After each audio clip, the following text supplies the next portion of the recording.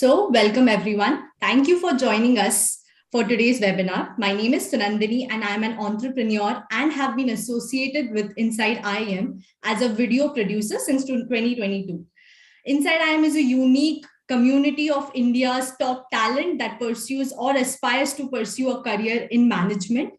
Today, we are privileged to have Taanya Khare, who is currently studying at one of the world's top ranked B schools, the University of Oxford, the batch of 2021-22, joining us as a guest speaker. She has received a 25% scholarship in 2021 and will enlighten us about her journey to Oxford, shedding a spotlight on how to plan and fund your education abroad.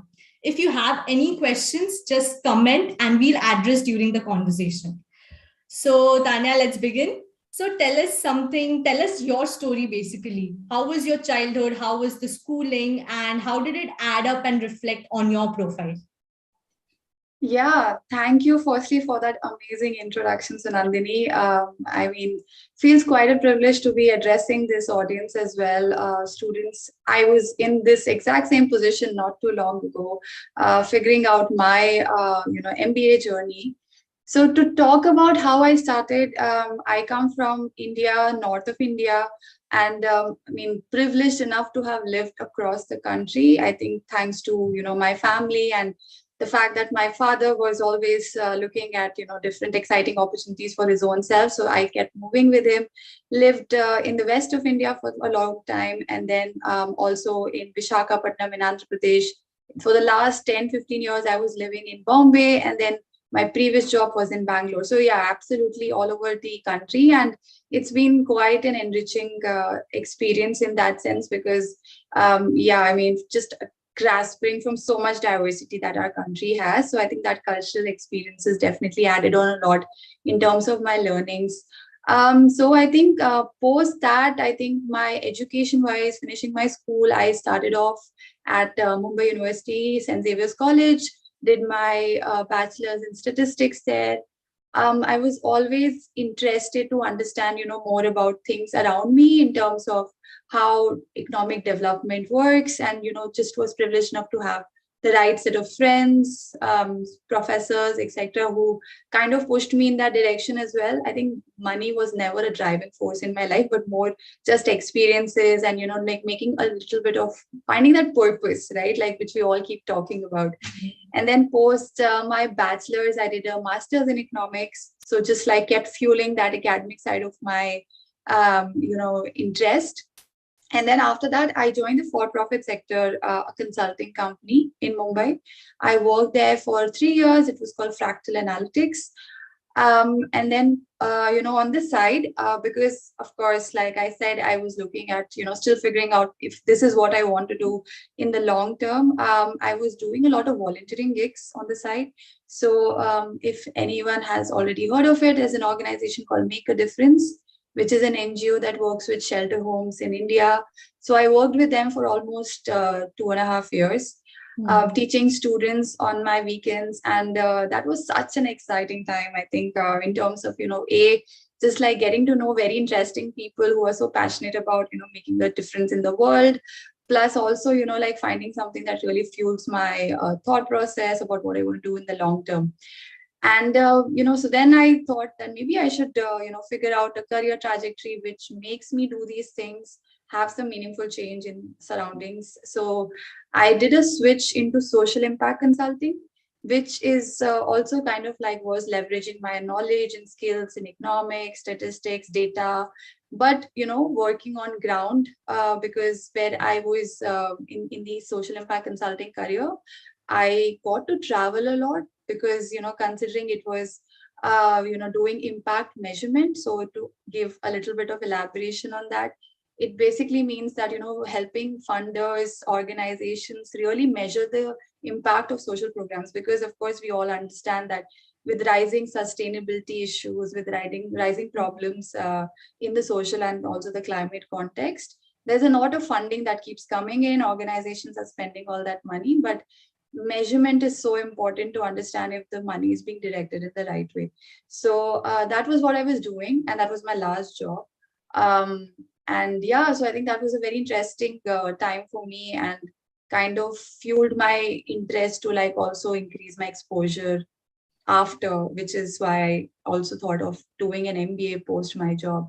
But happy to like drill down on those things further on in this conversation. Sure, sure. Uh, So, yeah. like you were measuring those impacts. So, was it a more technical thing than like in general? Like, was it more technical, more, analysis and all these regressions or econometrics involved in this?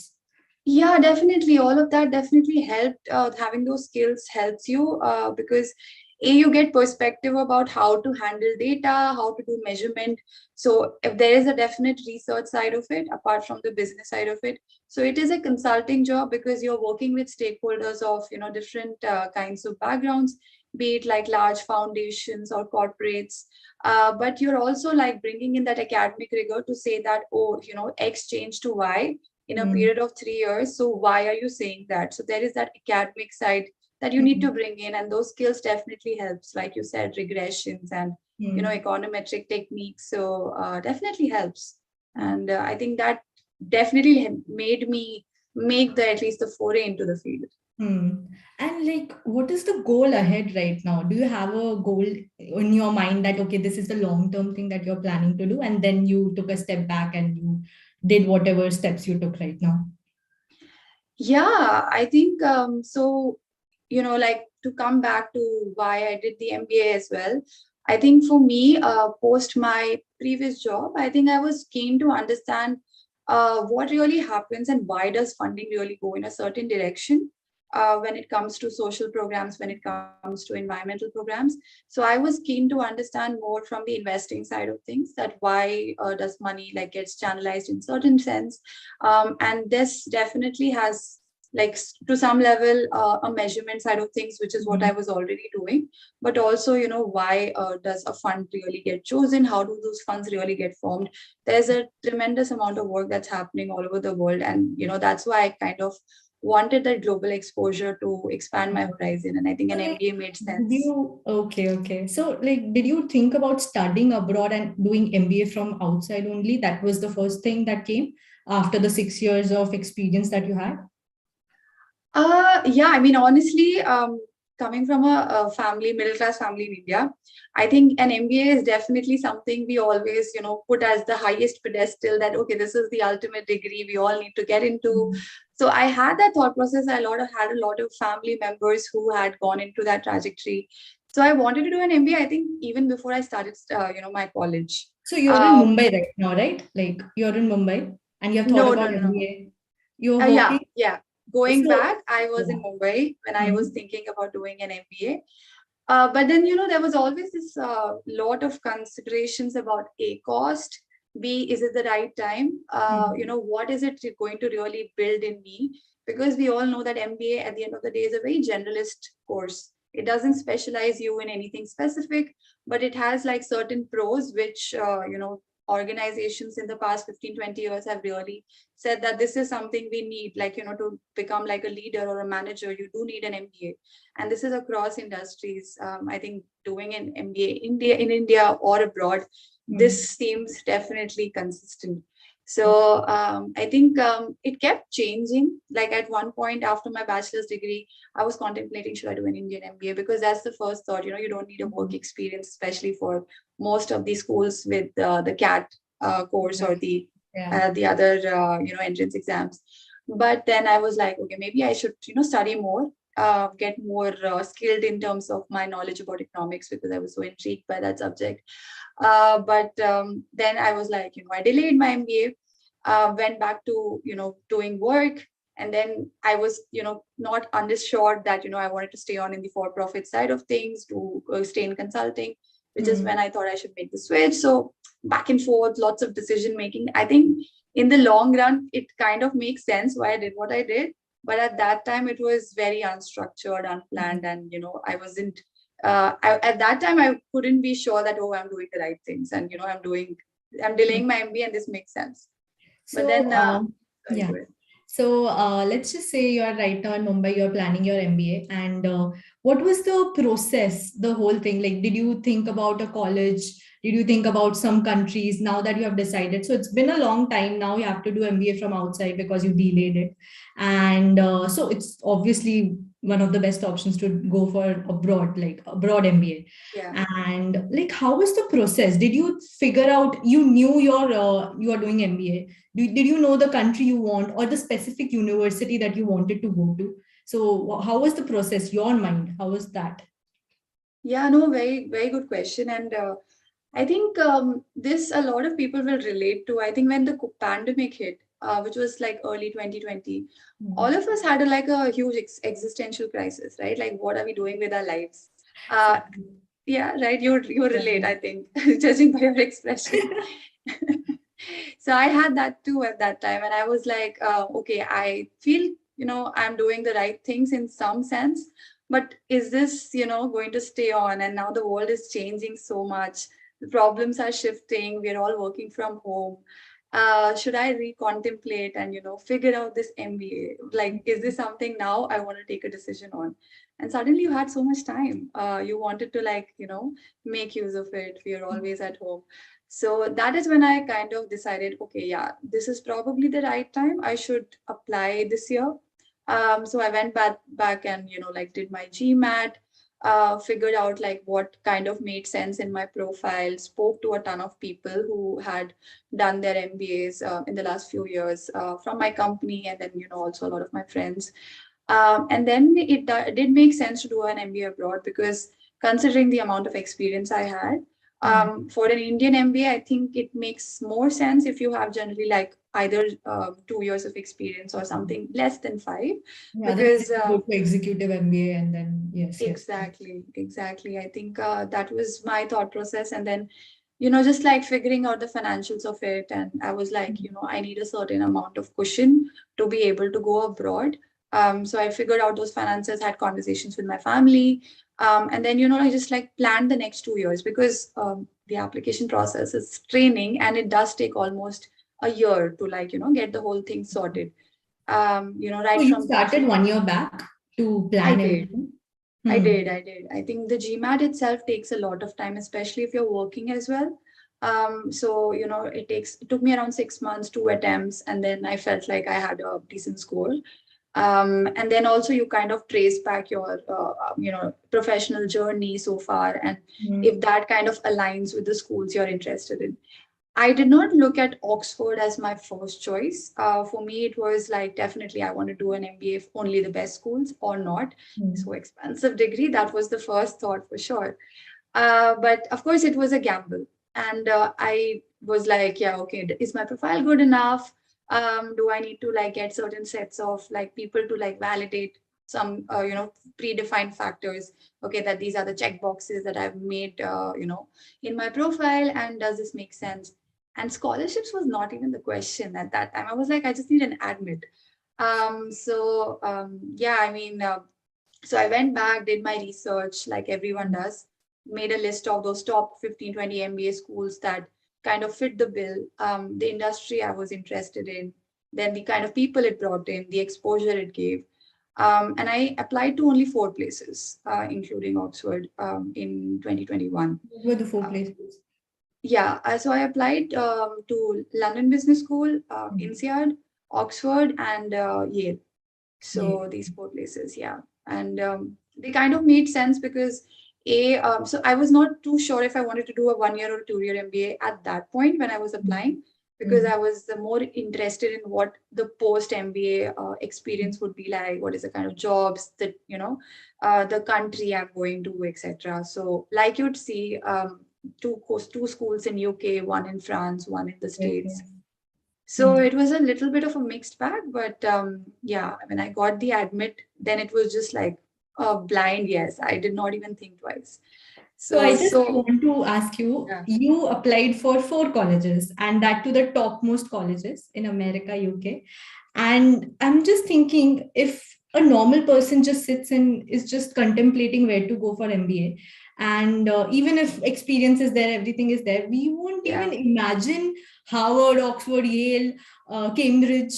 or anywhere near that. And that is because we'll be like, why bother applying there? We won't get on. Mm, That's the mentality. But yeah. how were you so confident that, okay, these four colleges and this is where I'll do it, or I won't? No, so it's not as straightforward as you make it sound. Definitely, we all have imposter syndrome all our lives where we are constantly second guessing ourselves and, we feel that, we're not good enough. Yes.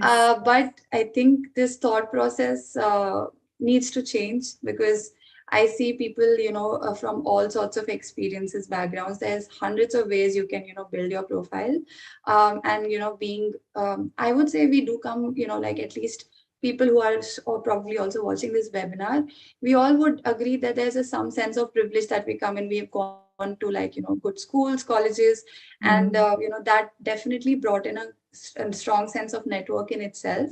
And I think that definitely helped me give some sense of confidence about myself. And, I've obviously like built my profile in a certain way. And because of this network, because of these experiences. But when it comes to MBA applications, I think like for example, like those 3-4 things which you need to do checkbox. For example, having an academic, that tick mark that either have a good GMAT score or a good GPA. What is a good GMAT score or a GPA? For an Indian candidate, it's at least 700, at least. Okay, GMAT score. Right. Mm-hmm. Yes. And for Indian male engineers, because they are the most overrepresented community in the world in terms of applications, it's probably a 730, 740. I'm so And sorry for whoever is watching and who is an Indian male engineer. I'm sorry, but it is how it is. it is real. Yeah. No, that And yeah, definitely is a mm. problem. And the Yeah. academic score. Yeah, so I think you need to make up for things. For example, I know people who did not have great GPAs because, of course, Hmm. you can't always be sure that, okay, yeah, I want to get into, say, for example, a good B school 10 years down the line, so I should study now. Like that doesn't happen. We are not wired that way, right? So if our GPA is not great, then how do you make up for it? You make up for Hmm. it by, first probably focusing on your score in the GMAT or the English language courses that we often have to take for going abroad. Or Hmm. like in terms of your professional experience, I think people tend to like not give that much importance to it. But I think doing beyond just your 9 to 5 job, and it can be any sector. I don't think it has to be a specific sector. I just went ahead with my passion towards a certain industry. But I think be it the finance industry, be it communications, marketing, anything, you need to focus on building the right rapport with the leadership, get those external opportunities in whatever capacity, and know how to sell that really in your CV, in the way you write your application essays. And What I do you think, mean by how to sell it? right, Like I'm using a very businessy term, but I think when you say MBA. selling, You are doing MBA. yeah, Oxford. no. Nice, nice.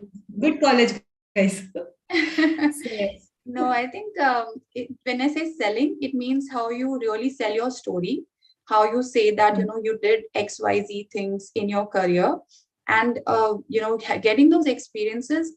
A gives you those anecdotes or stories that you can tell the admissions committee that okay, this experience made me learn this, right? Like for example, you do a leadership role where you help build something for your organization, and that led to like increasing the efficiency of the team for some percentage.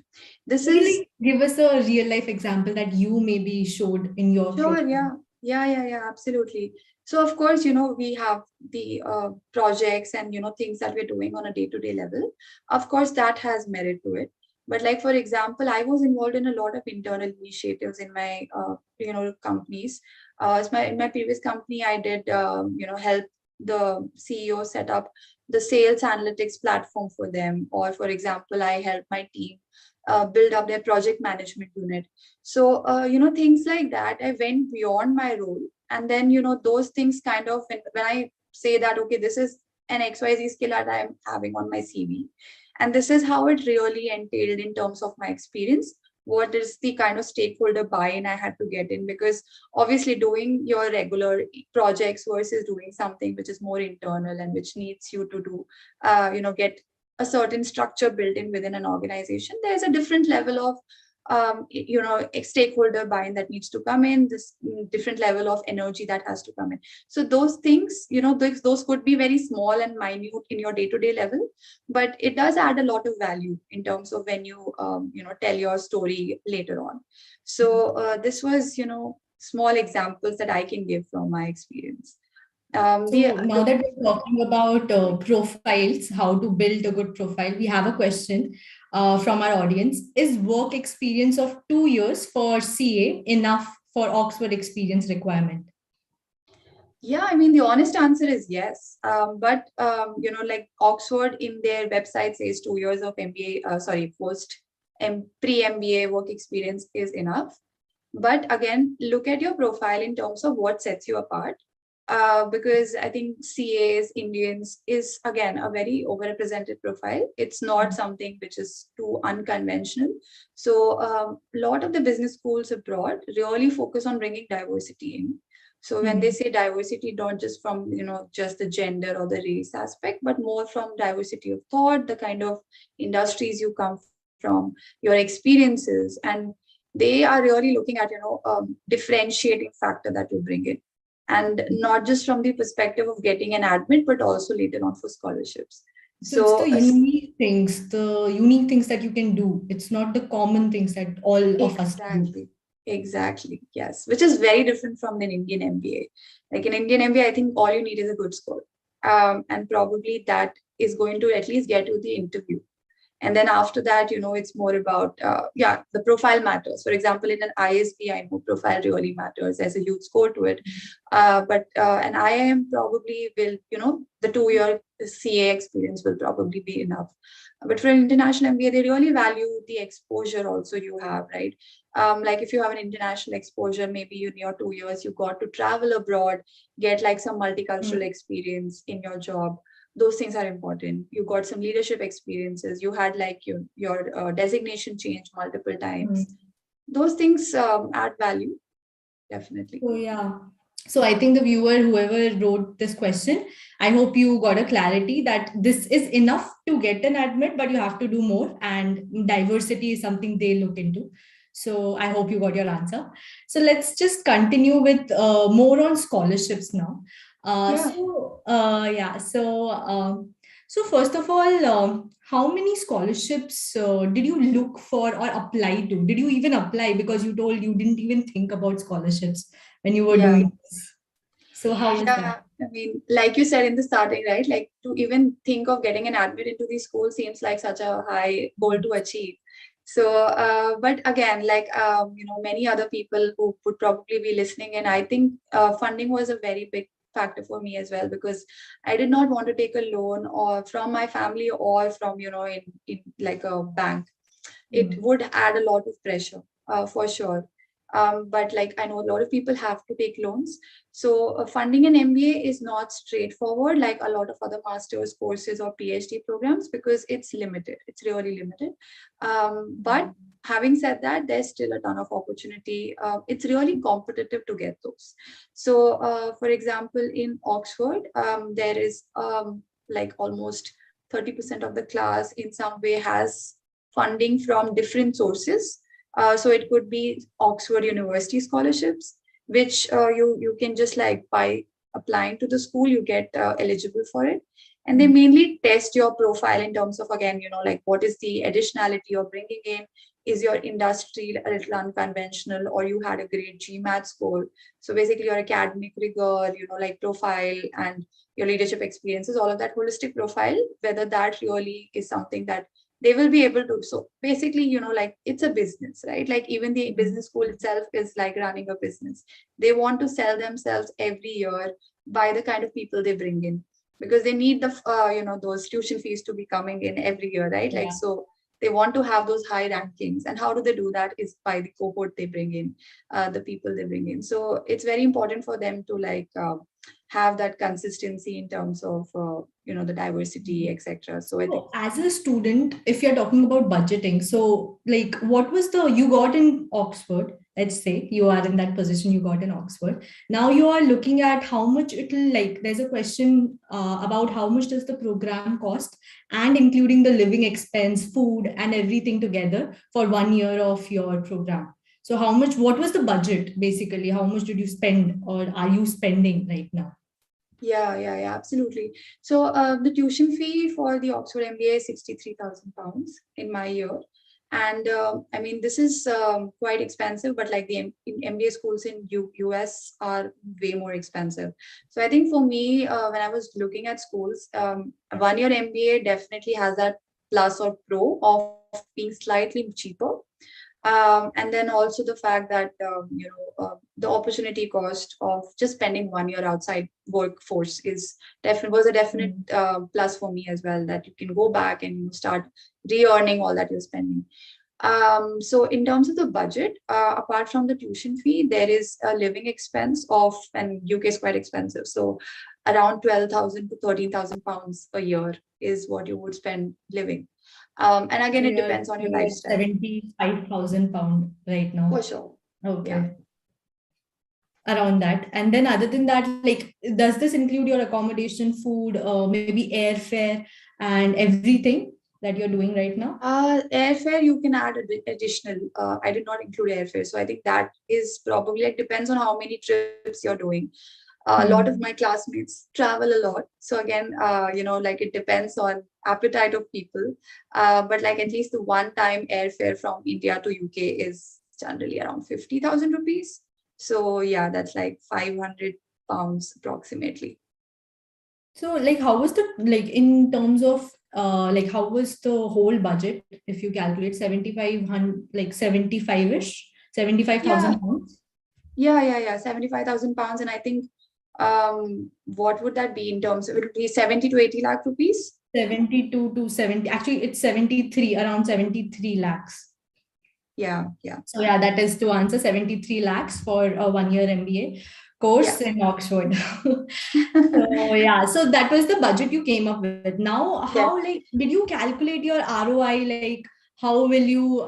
So what will be your salary after you graduate from here, and how it will be? Did you like get into it and really thought about it? no, definitely. I think ROI is a huge factor. So again, like there are We are so many business people, considerations. so yes, Sorry? we are business people, so yeah, it should be very important. No, definitely. I think, for me, like it depends from person to person. Some people would want to stay back in the UK. For some people, if they would want to, like, go to some other country. So I think having an international MBA, you do get that luxury of like being a little bit more global in the thought process of where you want to work after.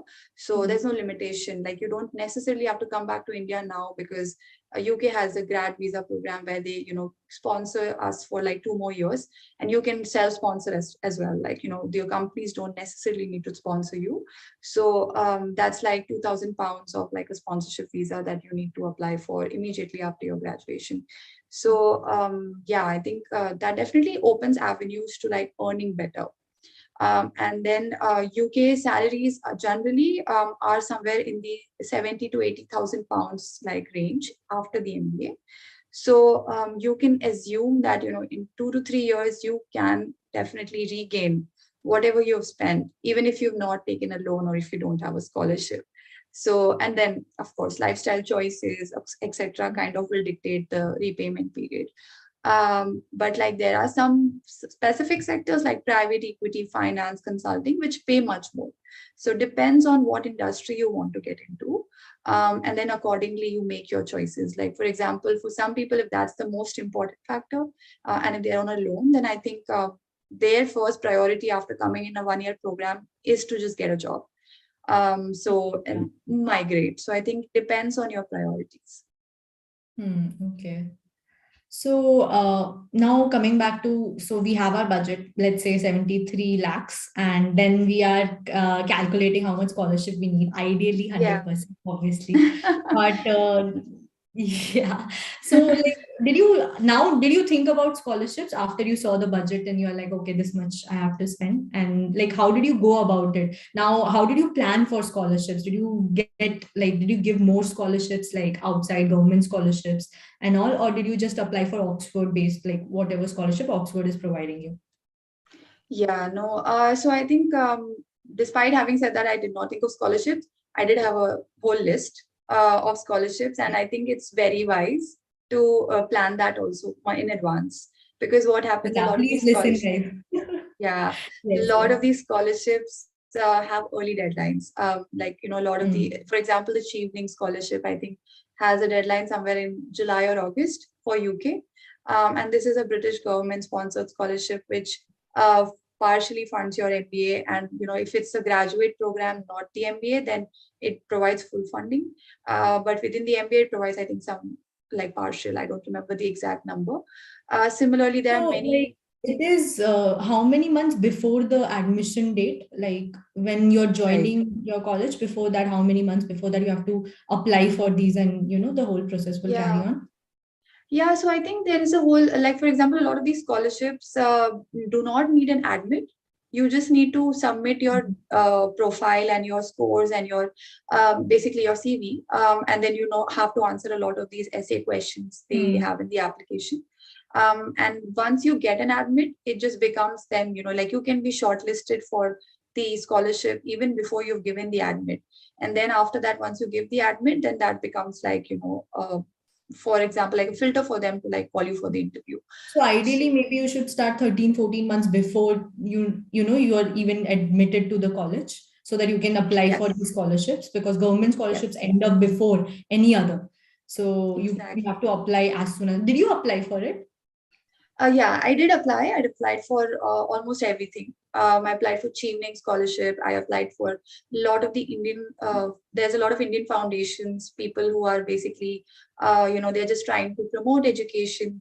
Like for example, Tata Trust has a scholarship. I think there's something called with Aga Khan Foundation, and these scholarships are open to business school students as well. There's something with Narottam Sekh Saria Foundation. Mhm. Some of them are like loan endowments where basically they will give you the money and then you need to repay it back at very low interest rates, or they could be grant money like scholarships where they just like look at your profile and they will give it to you based on the fact that you have a potential of being a brand ambassador for them later, right? And then there's a lot of scholarships by the alumni from Oxford, Cambridge, at least what kind of mattered in after I got the Oxford admit.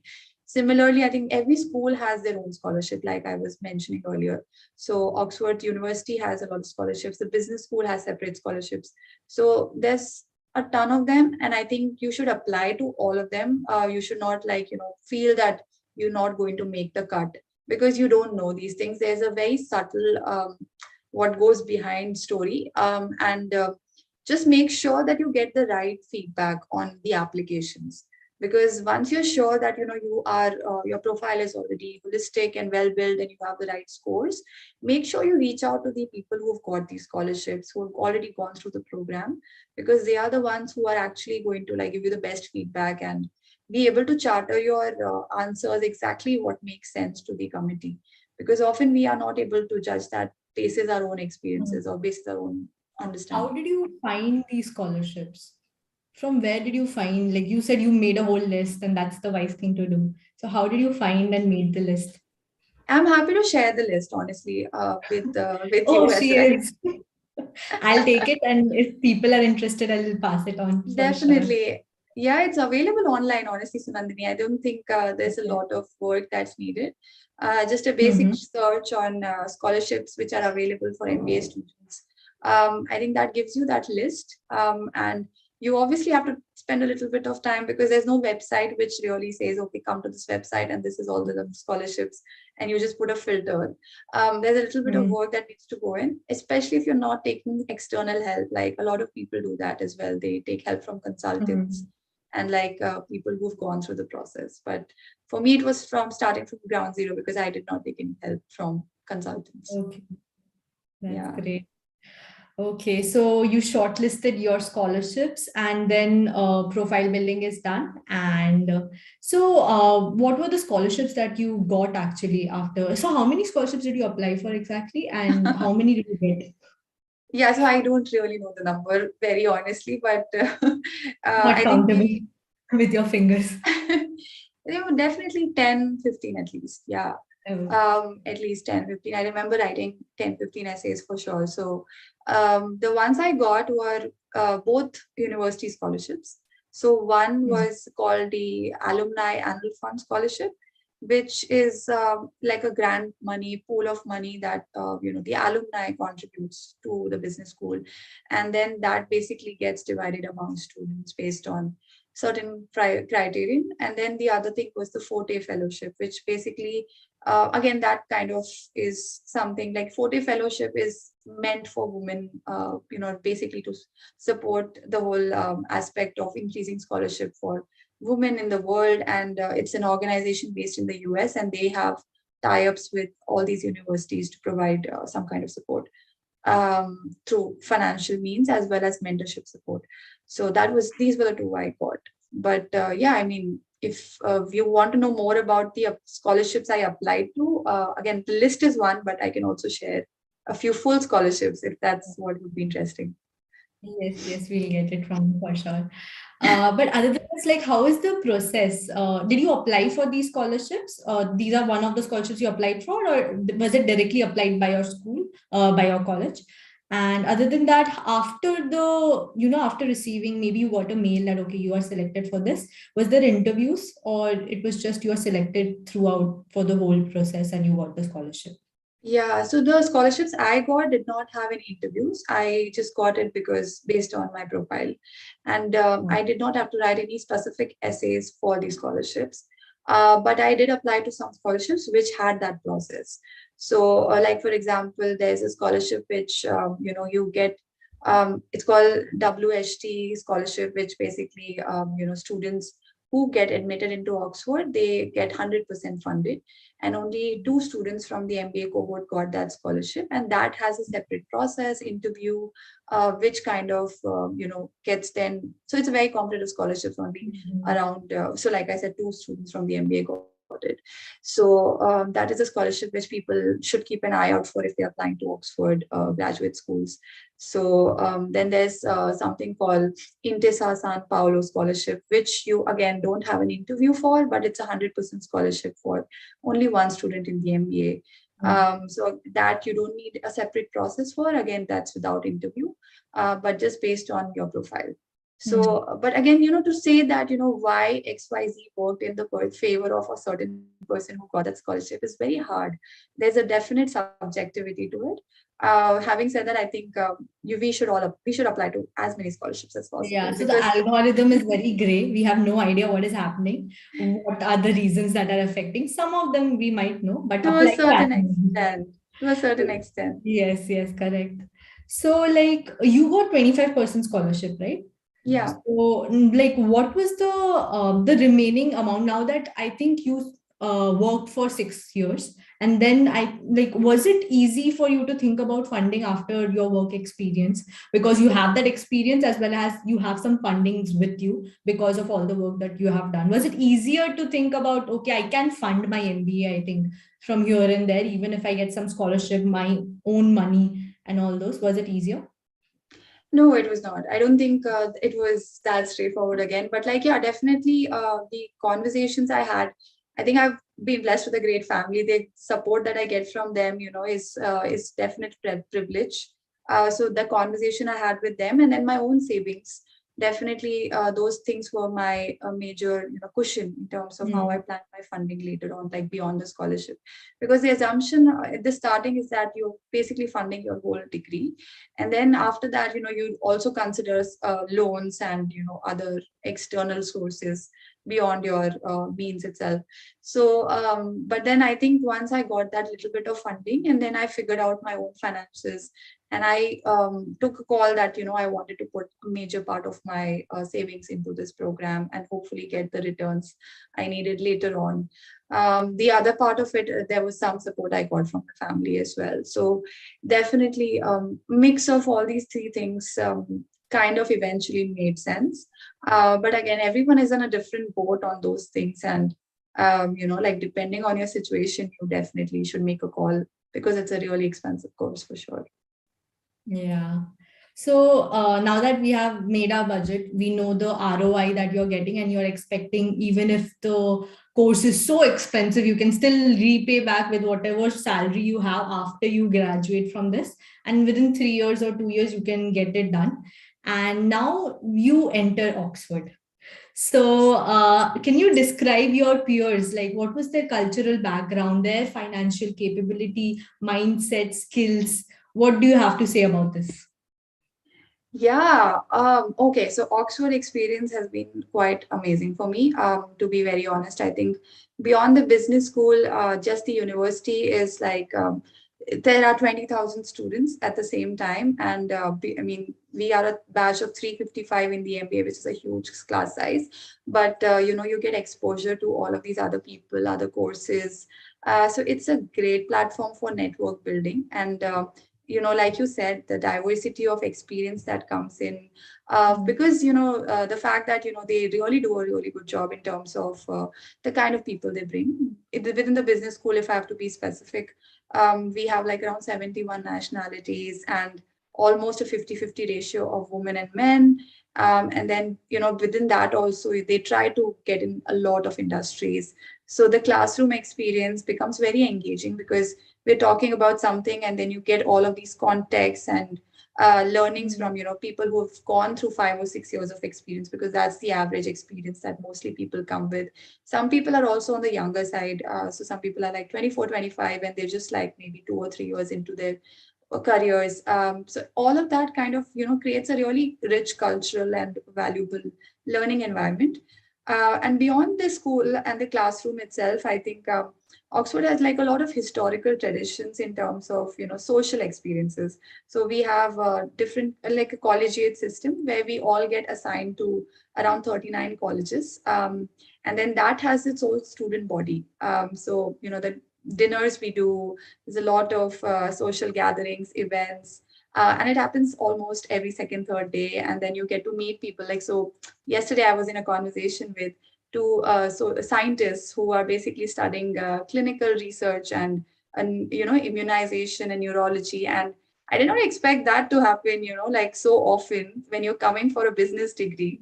So these kind of experiences makes the Oxford experience really wonderful.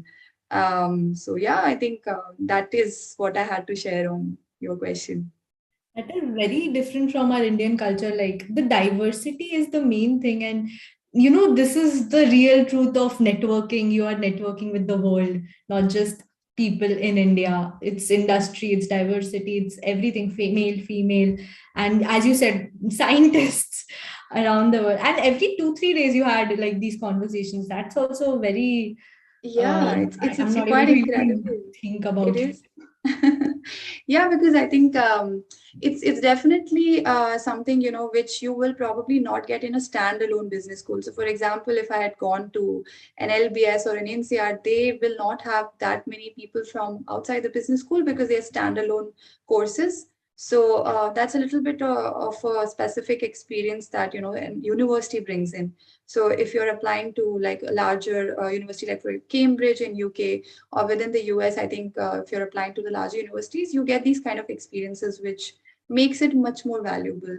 So because you often want to get those kind of perspectives and it just makes your social experience also really enjoyable, right? So yeah, that is a definite highlight for me. Great. So I have to ask this question. How is the competition between Oxford and Cambridge like? Do you feel the heat while you're studying in Oxford right Uh, now? Oh, we call them the other school, right? So Cambridge is the other school. So there's a definite, a rivalry that happens in so many ways. So definitely there are like sporting events which happen between Oxford and Cambridge. So rowing is a big deal in UK. So Mhm. there's like, rowing competitions which happen through the year. Between Oxford and Cambridge, there's always this thing about who's winning and who's not. There's rugby matches, and it's crazy. Like when you go for these matches, you just feel that energy, that vibe. And there's a healthy exchange of students who are like, because both of them are like really pretty towns, and like, that whole cultural historical experience is very similar. But there's a little bit of rivalry as well, that who's better at what, etc. It's quite fun, honestly. And we totally, soak in that experience. It's a little strange to start off with, but then you get imbibed into it very quickly. Hmm. Are you like a viewer there, or you participate and you're like, no, no, I'll also fight against Cambridge, you know? No, I haven't been participating, But sadly. The MBA you leaves you with enjoy it. very. I Oh love it. yeah, for People are sure. fighting like, yes, come on. For sure, for sure. Yeah, to be very honest, the MBA leaves you with little time to do any extracurriculars, Hmm. beyond business school. But it's great as a viewer as well, because you just get into that energy, that vibe very easily. Hmm. So, like, is there I think you spoke about it a bit before. Is there a difference between a 1-year MBA versus a 2-year MBA? Yeah, I think there are many factors to it. So, like I said earlier, the financial side of things, definitely the 2-year course is more expensive, and you get back into your career, after that 2-year gap versus a 1 year. The other thing is, I think it depends on what you're looking at from the MBA. So, generally, for most people, they are looking at the MBA to do a switch or an acceleration, or it could be just like, so when I say a switch, it could be a functional shift, or an industry shift, because I mean, that's what kind of makes sense. So you kind of then specialize in a certain area, and in a 1-year MBA, it's generally not possible to make like shifts on multiple factors. If you're looking at just like industry shift or job functional shift, a 2-year MBA would make a lot more sense, because you can Hmm. then do more internships and more projects aligned to the area that you want to get into. And then apart from that, I think just the rigor of the course. So within a 1-year MBA, everything gets spaced out very, like, it's very tiny in terms of the space you get to like really learn and imbibe the academics. Versus in a 2-year MBA, the course structure and the coursework material they are covering is probably similar, but it gets spaced out. And then you can probably specialize in a certain area. So I think from the academic side of things, and what you're getting out, hoping to get out of the MBA, I think there is a definite difference. So basis your priorities, I think you should make a call on that. Okay. So, can you help the audience give 3 tips for creating an excellent profile that will help them increase their chances of getting scholarships? Yeah, very hard question, honestly. I really think I got lucky, even for the 25%. And I mean, Mhm. if you ask the same question to any of my classmates, they'll probably say the same thing. It's never black and white. We've been discussing that. But I think one thing is like, yeah, definitely plan early. Make sure that you have, you're not missing out deadlines, because we often, undervalue the fact that how good we are, how, where we are in terms of our profile building. And we just don't apply, and then don't make that mistake at all. Get the right feedback from people who have gone through this experience, and do not be afraid to reach out. It's so important. Like, LinkedIn is such a great platform. I think people are really willing to help. And I'm not talking just about the students in the school, but also senior people within the industry who have probably gone through an MBA, and they are just looking to help each other, because I think however the world stands, there is a ton of goodness. And I think I have really gained from it, to just reach out to people, not be shy about it. First, it builds your network, and just the credibility you bring to the table. And you feel that, that person is very intentional, is actually looking at deriving something out of it, is serious about their careers. So I think just like reaching out to people is super important. And then apart from that, I think just like make sure you've gotten those check boxes right. Like, make sure you have a good GMAT score for the MBA. You've done those profile building things that you needed, to make sure that, you are standing. Make sure you've seen the LinkedIn profiles of people who have gone through the MBA, and what other kind of trajectories they did, and how are you standing versus them, basic stuff like that. I think, did I say more than 3 tips? I think I did, but It's okay. It's okay. Well, no, it's a lot of information. And yes, I think being wise and planning it, and if you know what you want exactly, just look back and plan for it, not just go Yeah. blindly there Yeah, and and I do think nothing one about thing it. I think we touched upon is the differentiating factor that you Mhm. bring to the table. I think that's super critical. What is your post MBA journey? I think I forgot to mention this, but how does that really? Because especially in the applications and the essays, they are mainly looking to understand that is this person authentic enough and has a very consistent story in terms of what they were doing before, what they want to get out of this particular course, why this university, and then after this, what they want to do. It should not like be a narrative which just sounds good. It should be something which you believe in and that actually will to at least some level of authenticity do. It should not be like, oh, I'm going to solve all the problems in the world. No, like that just sounds lame. So you should be a little bit more specific and make sure that it kind of has some consistency. So yeah, I think that would be my advice on what you can do Great, great, for great. sure. And so, one of the last questions from my side. Now, once you are done with your MBA, what is your plan, next step ahead from here, whatever your goal was? So, what is the thing that you're going to do after this? Yeah, so I'm looking forward to hopefully join the impact investing industry, which is what I was talking in the start of this call, which is basically trying to understand from a funding side of the social impact industry, how does really the funding decisions get made, how does that get managed across the value chain of a certain program, and then how does that translate into long term changes in like the SDG goals or sustainability criterion of organizations. So this is what I'm intending to do. So, And moving yes, more into social side for now. yes, for sure. I think that is where I've built my career in the last 3 or 4 years. Happy to share more if the audience is interested, but and I want to stay in the same industry. So yeah. Okay. So, will you work or do you plan to start your own business someday? I am not sure about that. It's definitely, been a food for thought. And, this introspective year definitely gave me a lot of exposure to that, people as well who are looking at, doing a lot of entrepreneurial ventures. But at this point, I don't really have a strong idea or thought that, I want to take to market. So going to work, I guess. Well, you have the industry figured out. So, that's a big tick. Yeah, I completely agree. Most of the people are not even aware of it. So, it's okay. It's nice. You're going step by Yeah. step. So we have three questions from for you from the viewers. Number one, what is your undergrad major?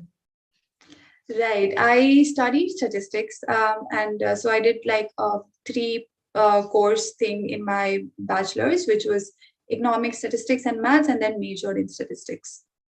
Okay. And about economics, you did your master's in economics. Yes. After that, I did my master's in So economics. how did Uh, the switch come in place from stats to yeah. math? So I was studying statistics. Like that was one of the only majors that my college offered at that time. But I was intrigued by economics way more, and I felt like there is a definite linkage between the two courses. Like you mentioned, econometrics is like a clear Yeah. thing that economics and statistics kind of has common things with. So I wanted to explore that further, and I was looking at in building my academic rigor in economics. So that's why I did a master's. Okay. So I hope you got your answer. So the second viewer is writing which exams to attend to get into Oxford. Yeah, for the graduate programs, I think GMAT and GRE both work. I think for the MBA as well. For the other master's courses, it will not be the GMAT, it mostly the GRE score that kind of matters. And if you have had an English medium instruction in India through your undergraduation, you will not need a English language test, but for some people, it's important, like IELTS or TOEFL. I'm not sure if the UK accepts TOEFL, mostly the IELTS. So yeah, sorry, exams. Okay. And the third is so a person got 720 GMAT. So he's or she is asking if 720 is a safe score, given my undergrad score was average. 70% only? Or should I retake it and give my GMAT and get 750 plus? Yeah, well, there's no harm in retaking it. I would never discourage you to do that. But like, look at the other factors as well in your profile, because overall, it does not is that GMAT score is just one of the considerations. 720 is a very good score. But again, to be very competitive on scholarships, and if you feel that your other parts of your profile are, maybe lagging behind in some ways, then maybe you need to do that reattempt.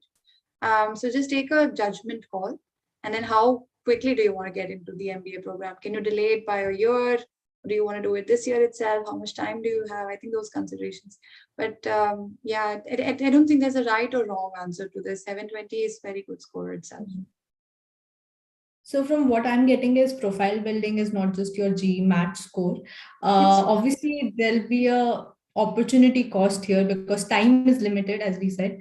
So if you're attempting it again, then make sure the other diversity part, your work experience and everything is catered to. So if you have to build other side, like if you need more work experience or some other things that you need to work on, then you might have to choose one. So it's an opportunity cost always, because to study again and get 750 plus, the higher you're going, more time and effort it will take.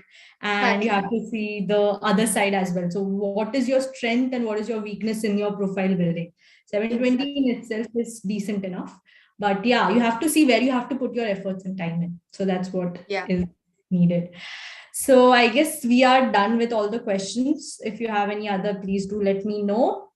So now I guess we are at the end of this thing. So, well, thank you for joining Inside IM to discuss how to fund your education abroad with Taanya Khare's journey to the University of Oxford. We appreciate you signing in and hope you learned something new and interesting. I'll see you soon for the next webinar. Thank you so much.